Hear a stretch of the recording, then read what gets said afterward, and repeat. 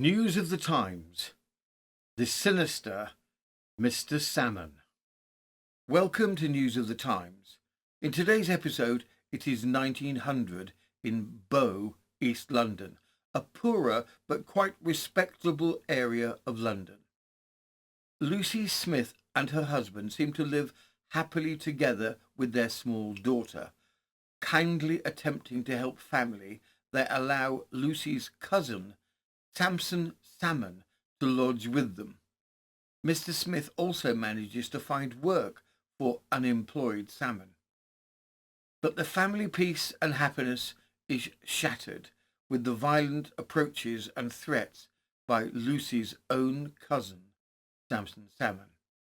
The threats, possibly spurred on by drink, and also it would seem an unrequited passionate love for Lucy, become more and more volatile, with Sampson being forcibly ejected from the house, with little further thought given to him. Alas, the threats were not idle, and a horrifying murder takes place, resulting in the severed head of Lucy. The trial that followed dealt with the thorny question of guilt or insanity. Will he get away with it? And for those who enjoy the unusual, in today's end of episode further particulars segment, a blood-spattered phantom has a knack for recovering lost items in a haunted house. Before we start, might we ask you quickly to pop down this screen to the tiny thumbs up icon and give that a press if this all sounds like your kind of thing. The likes and subscriptions help to keep the channel bobbling a bit in view in the huge sea of channels here on YouTube. Thank you so much. And now, on with the show. Background. Married Lucy Smith, 32 years of age and living in Bow, East London, was said to be a pretty woman. She was happily married to her husband, who worked for the council. The couple had a small daughter. Sampson Salmon, cousin to Lucy Smith, has been unemployed for some time. There was also 2 cases of family mental illness within the family. Kindly Lucy and her husband allow Sampson to stay with them whilst he is unemployed. Mr. Smith also obtains a position for Salmon as a road sweeper. However, Sampson's behaviour starts to become erratic. Violence is extended towards Lucy with alternate bouts of forceful kissing. Then, one day, under the influence of drink, the previous threats and erratic behaviour destroy the life of Lucy. From the Reynolds newspaper, the 16th of December, 1900. Another East End tragedy, woman's head cut off. Cousin arrested yesterday. Another East End tragedy was reported yesterday morning. Shortly before 8 o'clock, the police were called to 23 Vanur Road, a little street off Canal Road, Burdett Road in Bow, and there they found a woman, the wife of a man named Smith, lying dead. The woman's throat was cut from ear to ear, and death is supposed to have taken place only a short time before the advent of the police. The husband states that he found the woman dead when he arrived home from work early that morning. The woman's body was removed to the mortuary, where a doctor certified that death was due to the terrible wounds that she had received. Mrs. Smith is described as a good-looking young woman. Man in court. At the Thames Police Court yesterday afternoon, Sampson Salmon, aged 32, described as a labourer having no fixed abode, was charged with the willful murder of Lucy Smith, his cousin, aged about 30, the wife of Sampson Smith, who is in the service of the Mile End Council. Inspector Andrews asked that only evidence of the arrest and the doctor's evidence to be taken on that occasion, and during the hearing the prisoner sat looking very dejected. Constable John Benson, 618K, stated that at 8 o'clock that morning he was called to 23 Venner Road, Mile End, Old Town. On entering the back kitchen, he saw Lucy Smith lying on her back on the floor in a pool of blood, and the two knives produced were by her side. The head was nearly severed from the body, beside which sat the prisoner on a chair. He was quite calm. He did it. The husband of the deceased woman who called the witness entered the room, and the witness asked him who did it. He replied, "That man did it." Witness then said, "Did you do it?" And he replied, "I did it, and I will swing for it." Witness then told him that he would be arrested for murdering the woman, and to that he made no reply. The prisoner was conveyed to the police station, and he made no reply to the charge. He was quite sober. The doctor's evidence. Dr. Edmund Arthur Lithburn, Divisional Surgeon of Police for Bow, deposed that he was called to the house that morning at 8:30, where he found Lucy Smith lying on her back on the kitchen floor, fully dressed. She was lying in a pool of blood, and, on examining her neck, he discovered that her head was nearly severed from her body. All the blood vessels of the neck were severed, also the windpipe. There were two knives on the floor beside her head. Both were covered with blood. They were the knives produced. One was a white-handled table knife, and the other was a black-handled clasp knife. The cause of death was the severance of all the main blood vessels of the neck, and death must have been almost instantaneous. On this evidence, Mr. Dixon remanded the prisoner. The inquest under the renowned coroner Wynne E. Baxter continues. Further medical testimony is brought forward, as well as the events leading up to the bloody crime. From the East London Observer, the 1st of January 1901, the inquest. On Friday afternoon, Mr. Wynne E. Baxter, coroner for East London, resumed his inquiry at Limehouse respecting the death of Lucy Smith, aged 32 years, the wife of a road sweeper who was murdered at her home, 23 Venner Road, Bow, on the morning of the 15th inst.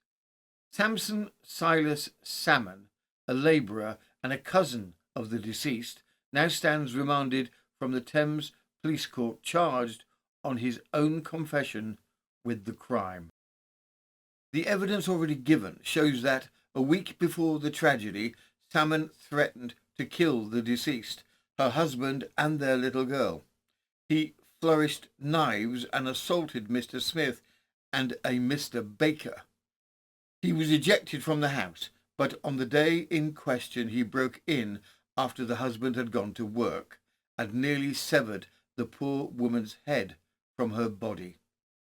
When found beside the body, he said, "I've done it and I will swing for it." Eliza Baker's evidence. Eliza Baker of 23 Venner Road, Bow, the wife of a barge builder, stated that she had never seen any sign of affection between the deceased, Lucy Smith, and her cousin, Salmon. On the Monday prior to the murder, Salmon tried to get into Mrs. Smith's bedroom.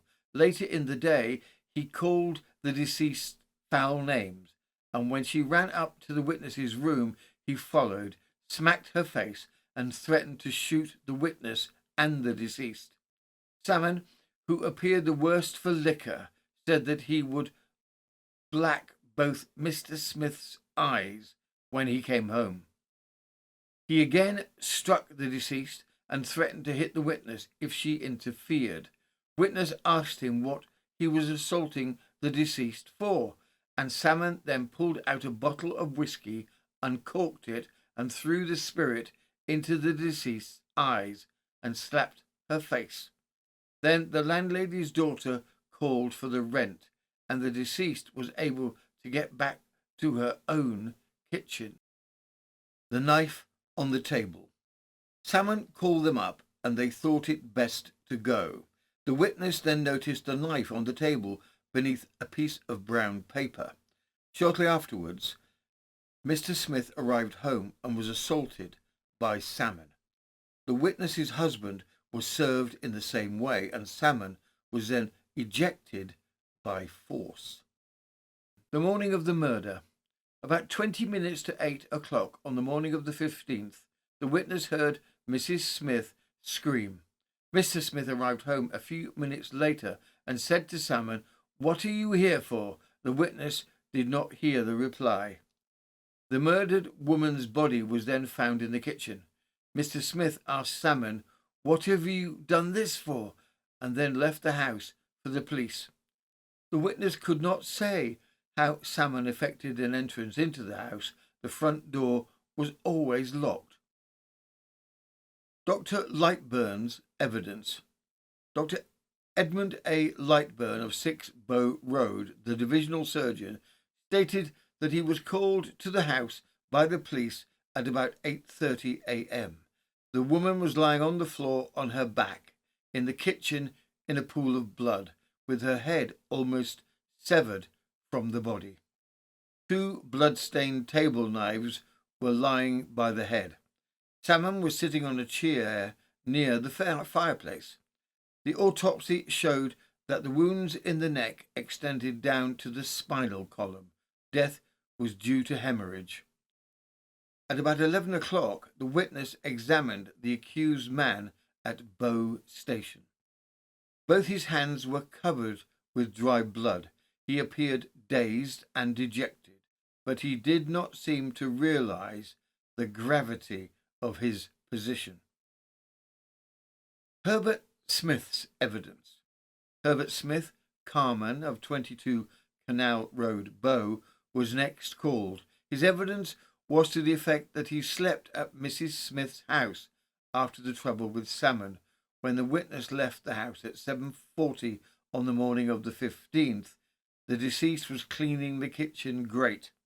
The table was laid for breakfast, and the 2 knives produced were lying on the cloth. Police evidence was then called. The inquiry easily finds Salmon guilty of wilful murder and is committed for trial. However, before the trial is to take place, Sampson is brought forward once again to the Thames Police Court. The defence is already clear. They will be going for an insanity plea. From the North Devon Gazette, the 8th of January 1901, the Bow murder. Sampson Silas Salmon, aged 32, described as a labourer, was again charged at the Thames Police Court on Saturday with the wilful murder of Lucy Smith, his cousin, on the 15th inst.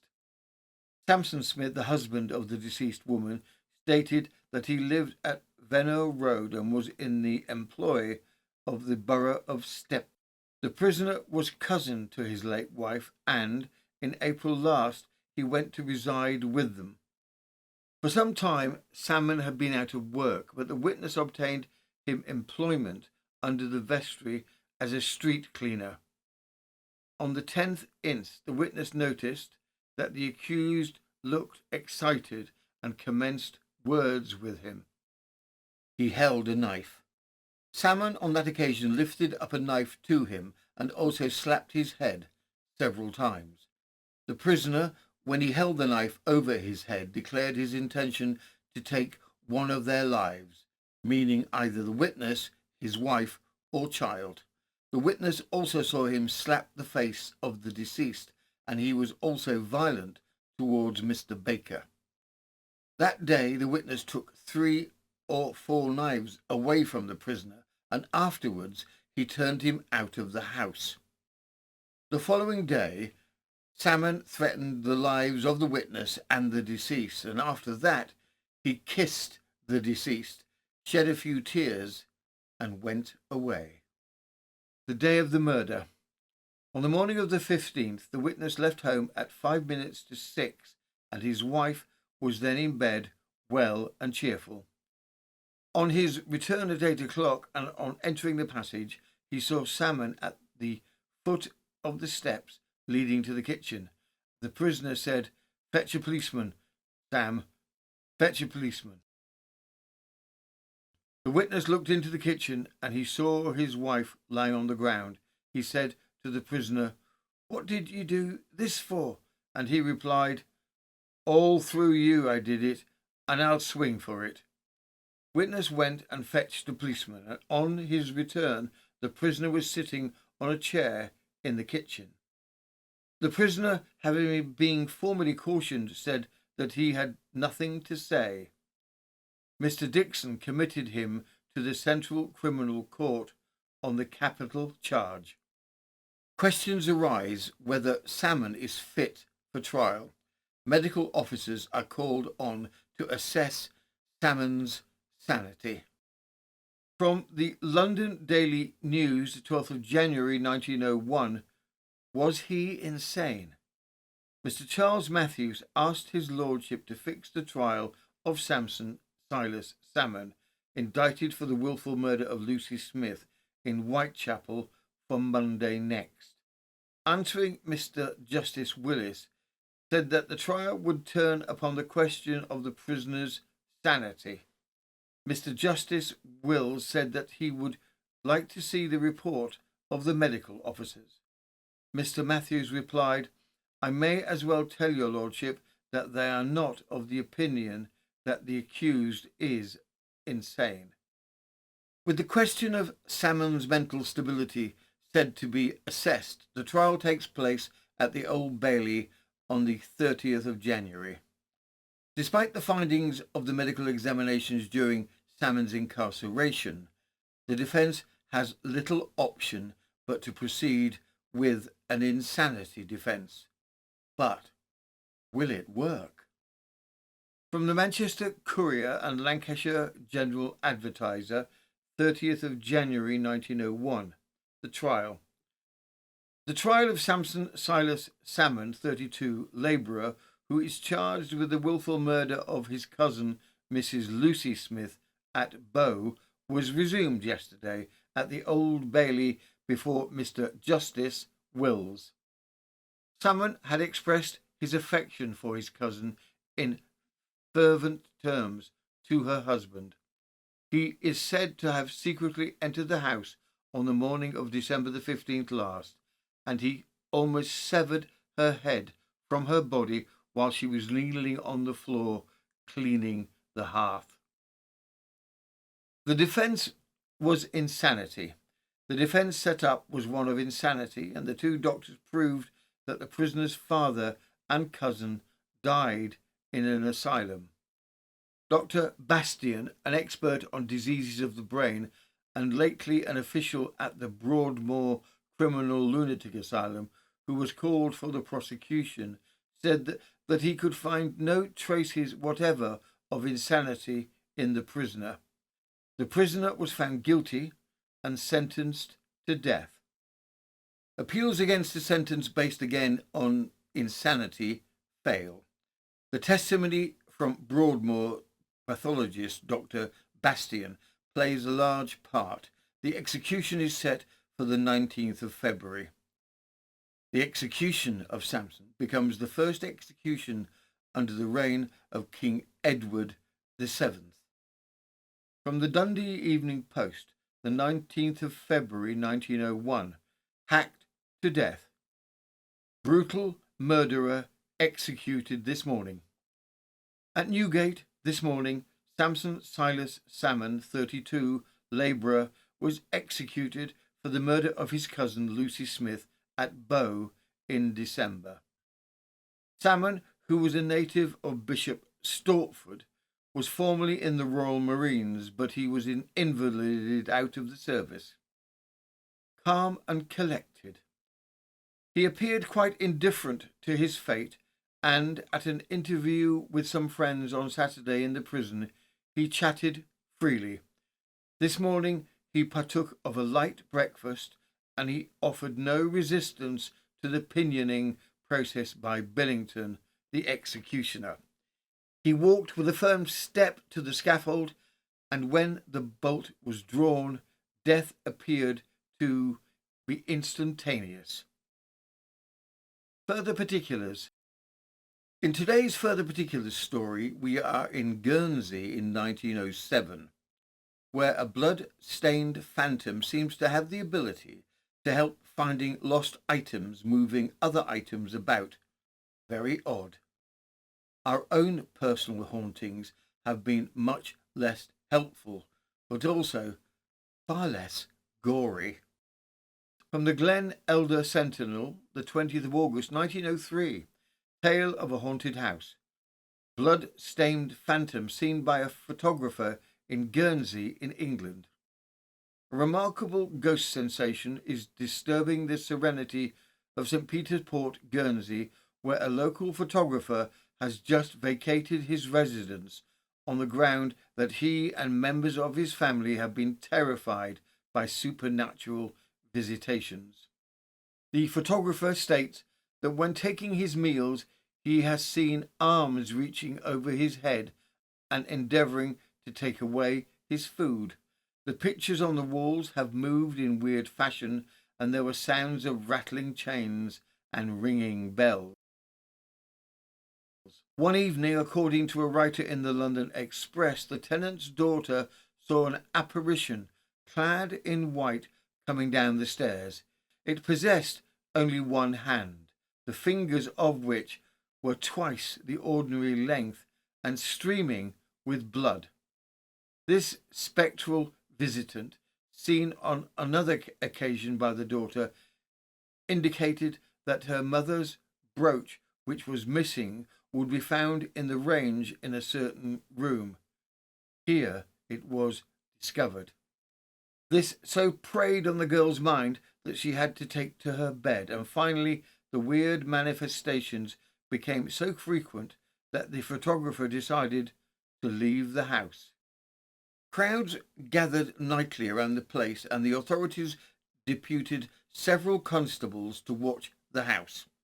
When one of these entered the premises, a mat flew in his face. Another officer, while sitting in one of the rooms, felt his chair being lifted in mid-air.